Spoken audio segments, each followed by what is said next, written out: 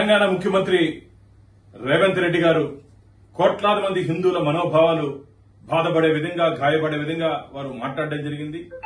హిందూ దేవత గురించి ప్రస్తావిస్తూ వారు మాట్లాడిన తీరు, పెళ్లి బ్రహ్మచారి దేవుడు అంటాడు, మద్యం మాంసం తీసుకునే స్వాముల దేవుళ్ళు అంటారు, దేవతలు అంటారు.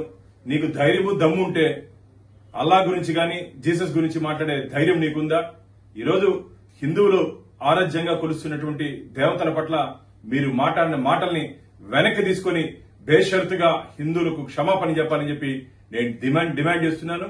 ఈరోజు హిందువులు రాయిని, రప్పని, పుట్టని, చెట్టుని, గుట్టని పూజ చేస్తారు. అది మా సాంప్రదాయం, మన సాంప్రదాయం.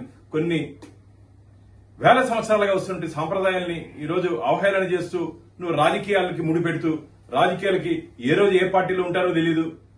రైల్వే స్టేషన్ లో, బస్ స్టాండ్ లో టైం టేబుల్ మారగా ఈ రోజు ఒక పార్టీలో ఉంటే రేపు ఇంకో పార్టీలో ఉంటారు. నువ్వు కూడా 2-3 పార్టీలు తిరిగి వచ్చినట్టు వ్యక్తివి.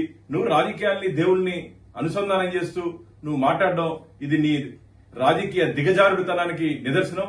వెంటనే నువ్వు హిందువులకు క్షమాపణ చెప్పాలని చెప్పి నేను గట్టిగా డిమాండ్ చేస్తున్నాను.